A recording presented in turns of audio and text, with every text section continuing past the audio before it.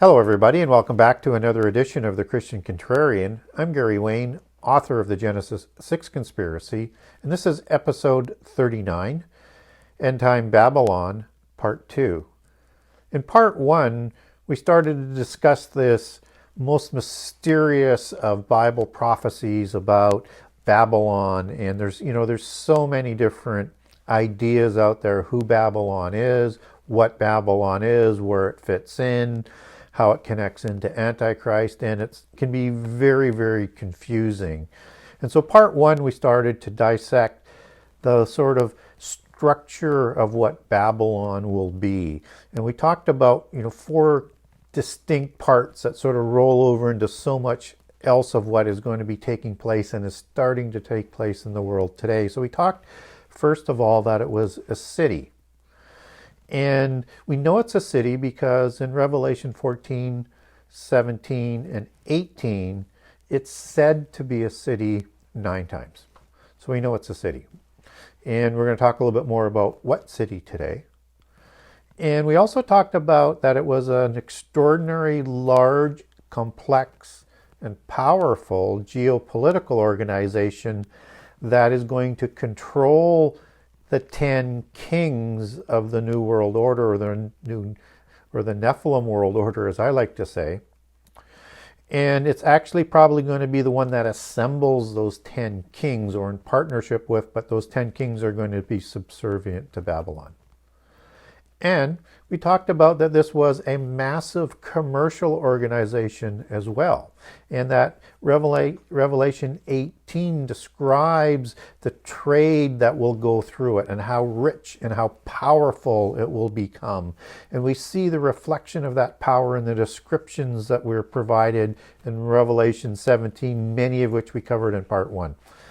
And so it's thought and certainly stated by a lot of the New World Order proponents that Babylon is going to issue a value-added tax on every transaction, whether it's a service or it's a product, anything that is a commercial transaction, there will be this value-added tax, and will grow wealthy from that. And we know in Revelation 18 that the kings and the traders, the oligopolies, the corporations as they're being set up in this new Nephilim world order are going to be the ones that profit from this. And they're going to be the ones who are really disappointed, the oligopolies who, when they stand off and they see the destruction of Babylon that's done by the 10 kings with Antichrist, as shown at the end of Revelation 17. So we know it's going to be in control of the trade. It will be the hub. It will be New York City on steroids, so to speak. And we also talked about that it was Mystery Babylon, a mystery religion, as it goes back to the Greek word mysterion, and idolatry and rituals and initiation. So it's going to go back to the home religion as the mother of harlots, which is in prostitutes, which is again another allegory for mystery religions, as we talked about in part 1. And we know it's a universal religion, as we talked about, because at the end of Revelation 17, we understand the waters that she sits on are many tongues, many nations, many people, many tribes. So a universal religion. And so when we talked about those 4 different aspects about Babylon, we also covered Babylon was connected to the 7 kings, the 7 empires of history, 4 of which we're told about in Daniel 2, 7, and 8, and also the 5th. And the 2 before we talked about is Assyria, Nimrod, sort of conflating those kind of together as an extension out of Nimrod and Babel, that Babylon is an allegory for, and probably Egypt, and all of the empires as they connect to Israel in prophecy. So as it talks about the kings, and we're going to talk more about it, when they're talking about those kings, it's those specific kings that have an important historical role and a prophetic role as prophecy rolls out, and an end time rollout in terms of how it affects lost Israel and visible Judah today. So we're going to talk about that a little bit today. And we're going to talk about how Babylon is related to these empires and their connections to the Fourth Empire, which is the Roman Empire of Daniel 2 and 7. And so we're also, I want to sort of remind people that when we talk about this mystical religion, that all the polytheist religions are daughters of Babylon, as they're described in the Bible. And that's going to be important to understand as we sort of close in on some more of the significant meanings as to who Babylon is. But understand, daughters of Babylon are just sort of branches of this worldwide global religion that they're going to assemble again under one universal religion and cosmology. So as we talk about Revelation as a city, we're going to figure out which city that she's going to be the capital of, and I think that's sort of connected into the empires. But understand that Babylon rides the seven empires. And typically when you're riding a beast or a horse or an animal, you have reign. So it reigns over and controls the empires. And the religious polytheist aspect is the most important sort of aspect to understand about what the effect of the end time coming, the coming end time universal religion will do. It will control the 10 kings. And so she rides all of the empires. The four that are described in Daniel 2 and 7 that we already know have come about, the two that were before, because Daniel is talking about the empires coming forward in a prophecy as opposed to the past ones. And Revelation 17 talks about 7. So you've got the 4 in Daniel and the 1 to come. And then there's the 8th one, which will be the Antichrist. So those are the numbers to sort of keep in mind as we talk about this. In that, not only does she control the empire, she's the capital city of the empire. So when we talk about the capital of the empire, we've got the name Babylon. So Babylon City sort of comes into the picture as a possible city.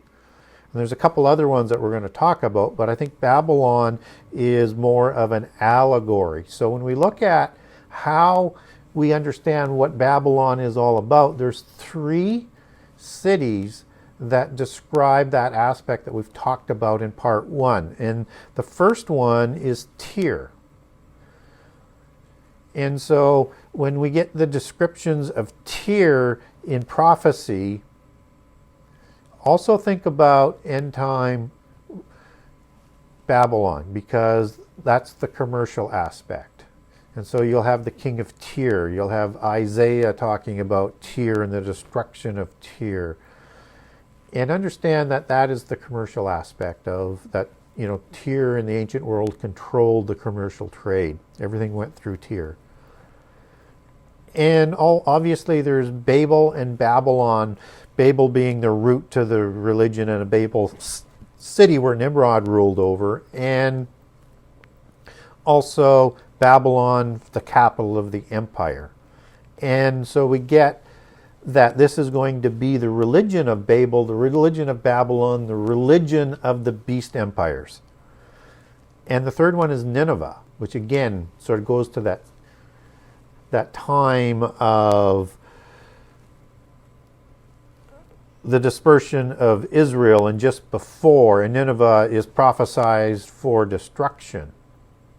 And so maybe it's the king of Assyria for there that as it affects, but I also leave room for Nimrod in there as well.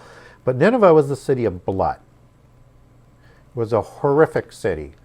And one should expect that Babylon, who spills the blood of the saints, the city of blood, that's the Nineveh allegory to keep in mind. And so this is going to be the capital city of this empire that rises up out of the Roman Empire.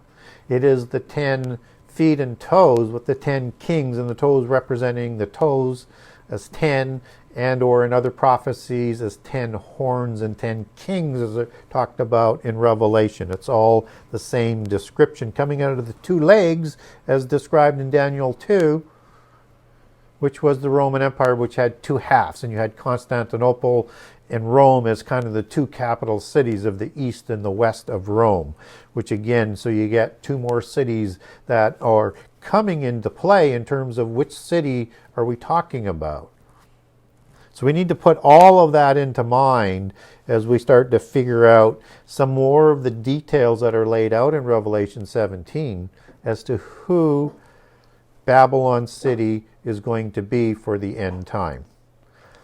And so when we get into Revelation 17:9, we start to get some more specific details as to who Babylon City might be for the location as the capital of the New World Order before Antichrist sets up Jerusalem as the Sodom, and in the last 3.5 years after his abomination. But the capital of this Nephilim world order that rises out of Rome, we get some information in Revelation 17:9 as to how we might start to narrow this down.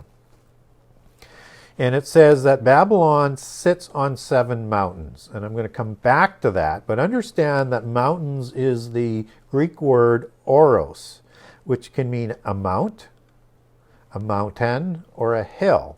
And typically you had capital cities on hills and fortresses, and you had important mystical polytheist temples put on these hills. And so we know it's a city that has 7 hills and is connected and rises out of the Roman Empire. And that brings us to Constantinople, which has 7 hills, just as Rome has 7 hills. And so we need to sort of understand that that's going to play a key role. And I'm going to come back to that a little bit more, but I just wanted to get a little bit more of that on the table. And because people get confused, and why I want to come back is that they say, no, it's not the 7 hills, and it can't be Rome or Constantinople because Revelation 17 says that the 7 are 7 kings. Well, yes, it does say that, but the Bible doesn't contradict itself. It gives you more information. It doesn't conflict. And the key word in there, transitioning from 17:9, where it talks about the 7 mountains and then says that Babylon is 7 kings as well, is it says and. So Babylon sits on 7 mountains and is 7 kings, both. And that's the Greek word kai, which means both, which means also, yet, too. It's a word that is put in there. It's not filled in by the translators. It's actually got a Greek word to it in the Greek manuscripts of Revelation as they're handed down to us. And so it's a king. The leader is going to be probably of royal bloodlines of some sort. And probably a pope-like figure, but I would look for a different sort of term as it rises up.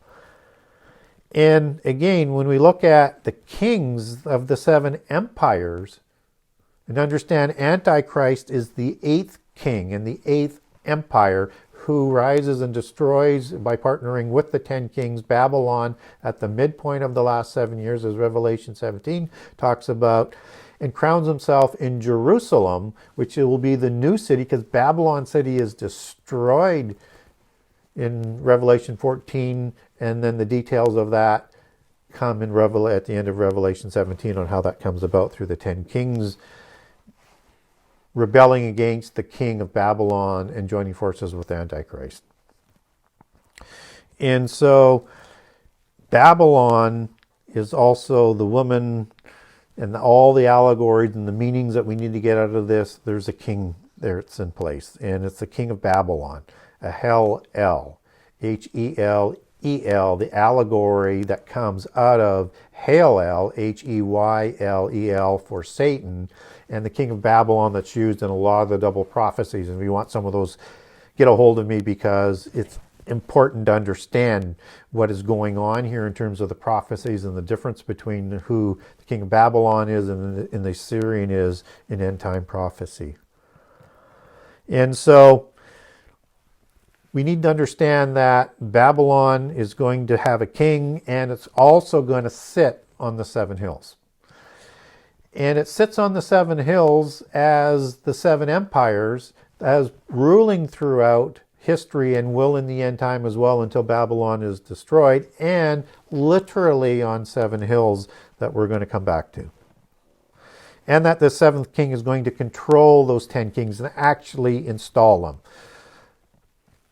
So now that we know that, let's look at the word Babylon as it's used in the New Testament.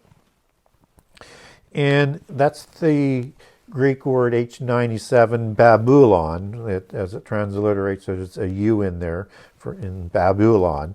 And it can mean Babylon city, as in ancient Babylon, Babylon Empire. And it can also mean an allegory for Rome. It's never used as an allegory for Constantinople, but it is used in an allegory in 1 Peter 5:13 when Peter is writing a letter from Babylon, which we know he was in Rome, and we know Peter never went to Babylon. So this was a common allegory, Pesher code by the Essenes, and a common way to talk about Rome without stating the name Rome, and was used throughout Judaism of that time, both polytheists with the Kabbalists and the Essenes, and with the monotheist aspect of Judaism. So that starts to make some sense, because the Roman Empire is the seed of the one and the ashes of the empire that rises into the end time. And so the end time empire is an extension out. Just as the legs reach down and then extends into the feet and the toes, that's how this empire comes about, and with the 10 kings. So we need to understand the allegory that is being talked about here, that the likelihood is that Rome, for all of these reasons that we've talked about, is probably going to be the location where Mystery Babylon sits, where the woman sits, where the world order that comes before Antichrist with the 10 kings is going to reign from, where business is going to be centered of when that city is destroyed, those business transactions just go up in smoke until Antichrist sets up whatever he's going to set up after that out of Jerusalem. And we know that this needs to be an old city, simply because it's talked about at that time within the book of John about the 4 that have come and one that is. Or the ones that have come and the one that is about to come. And the one that is the Roman Empire, who Titus is reigning over at that time. And so the allegories all suggest it's an ancient city, an old city, as it's described as. And so Rome is quite an ancient city. It actually goes back to 753 BC with Romulus and Remus doing the founding. And it was renowned in the ancient world as being the city of 7 hills. Not just it has, but it was famous for that. And one of the reasons why it was famous for that is because Romulus and Remus established their capital on 7 hills in Rome. And those hills are the Palatine Hill, the Avertine Hill, the Caelian or the Salian Hill, the Capuline Hill, the Esquiline Hill, the Quernal Hill, and the Viminal Hills. 7 hills that they put walls around to create the cities. And again, typically you have important buildings like temples that are put on these cities, with Palatine being the one we're going to focus on here in a second. But of course, the Vatican, who a lot of people think is going to be end time, will be the end time religion. And I think it's going to be part of it. It may be part of the epicenter, and it may be part of the things that get things rolling in a significant way, just as it's active in bringing about a universal religion now, and it's being changed from the inside as we speak by a Jesuit Pope in preparedness for this universal religion. Understand the hill that the Vatican sits on is not part of those 7 hills. But it is a famous hill in Etruscan history, who were there before the Romans, before the Roman Empire. And on that hill, there was ancient Etruscan temples. And it was a place of oracles at the time of the Etruscans, a place of prophecy, as we would understand it in Christianity. And during the time of the Carthaginian Wars, as Rome is about to become a world empire to succeed Greece, the Roman people build a temple on Vatican Hill. And this is the temple of Phrygianum, depending on how you want to pronounce that. And the temple of Cybele, the Phrygianum of Cybele. And she is known in Roman mystical religious history as the Queen of Heaven. So there's a connection here to the Roman religion and the Vatican Hill, and a connection to the 7 hills. But Vatican Hill is across the Tiber River, so it's apart from the 7 hills, and of course it was walled around and part of the city of Rome once Rome grew. But at that time, at the time of John's vision, he is talking about the 7 hills that the woman sits on. So this is the mystical religion, a daughter of Babylon, the Babel religion, the Queen of Heaven, as Jeremiah talks about, that is somehow connected to Cybele, the mother goddess, and the Queen of Heaven, as she is also known, on Vatican Hill. And I think that means that Catholicism will be an extension, and an important extension, but a part of this universal religion as it spreads to the whole world. And they bring back the original religion of Babel, and the original religion that brought the antediluvian world to its knees in the apocalypse by water, the Enochian mysticism. And it's all the same religion. And of course, Cybele, as the Queen of Heaven, her home temple was located in the city of Rome on one of the 7 hills. And that is the Palatine Hill. And the Vatican Hill is like a branch location. I also think that when we look at the mystical religion as we look around the world, you're going to have that sort of transplanted imagery all around the world. I think you're going to have major cities of abominations and mysticism and the universal religion as sort of globalist satellite cities secondary to the major city of Rome, carrying out Babylon's will and carrying out the ritual. So you'll have a lot of these cities around the world in the 10 empires. So expect that. We don't get that biblically, but I think that's a logical conclusion in my speculation, and also basing on that those branch denominations of the religion under this universal umbrella religion, as the Vatican will be a branch religion with sort of a reinvented Christianity that becomes a polytheist Christianity, will be like that extension and that denomination of the Roman area, and representing Christians who leave the faith as we would understand the faith in the new religion. And what's also interesting about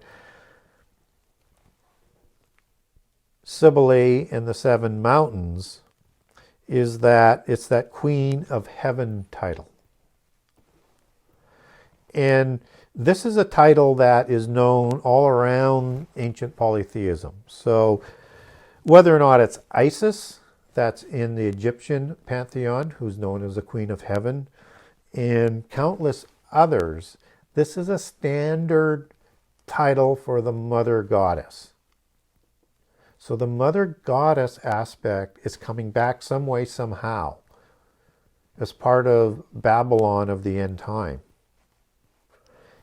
And the best definition I can provide for you in terms of where that sort of comes from, and understand it's the same goddess in each of the pantheons, because it's all the same root polytheist pantheon, is Inanna of Sumeria. And she was known as the Queen of Heaven as well. And Inanna is another name for Istart or Ishtar or Ashtaroth. And as I say, all the same goddess, just different vernacular names. And her name is broken down as Inanna Nin for lady or woman, and Anna or Anu for heaven, and also the parent god of the Sumerian pantheon.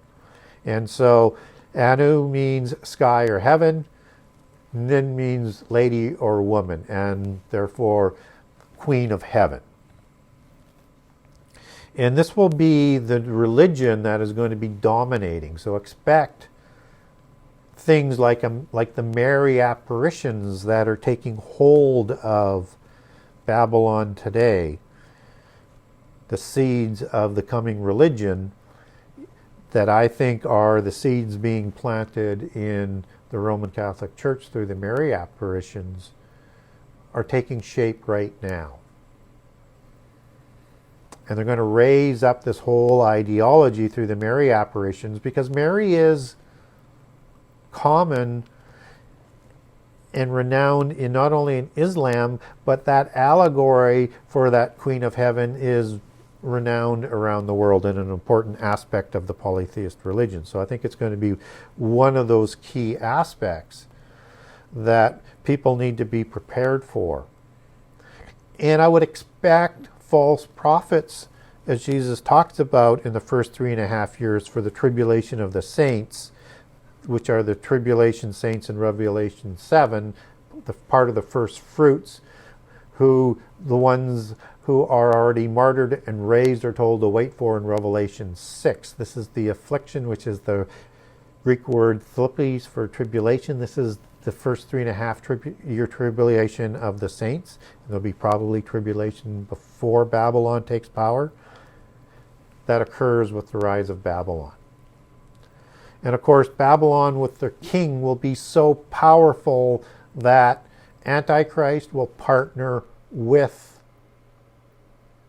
the 10 kings, and they will destroy Babylon after 3.5 years being in power and set up a new Nephilim world order.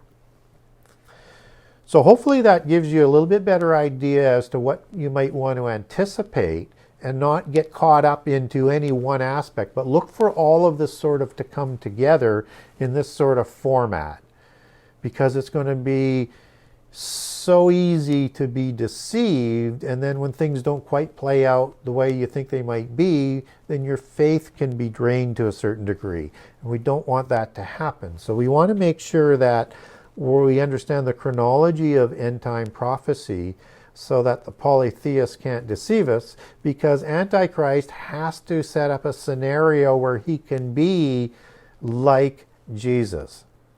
And although he's going to be the one that's going to be part of negotiating this new world order, Daniel 9:27, he doesn't rise to power until the 3.5 year point. And so at that point, he's going to need an Armageddon war, and he's going to have things done so that people will say, yeah, it makes sense that he is coming back to save us, and he is actually Jesus. And that's why we want to be careful on the details, and we want to ensure that we're taking all prophecy into account and the details so that we're not led astray. So if you're wanting detailed information on this, I do have a document on it. So get a hold of me, and it'll include part 1. You can get a hold of me through my website at thegenesis6conspiracy.com. Contact the author, or contact me at my email directly at genesis6conspiracy@gmail.com, and those all have the number 6 in it. So until next time, may God bless you abundantly, and continue to be a contrarian and a Berean, and continue to search out all the aspects of Bible and prophecy, because it's so very important.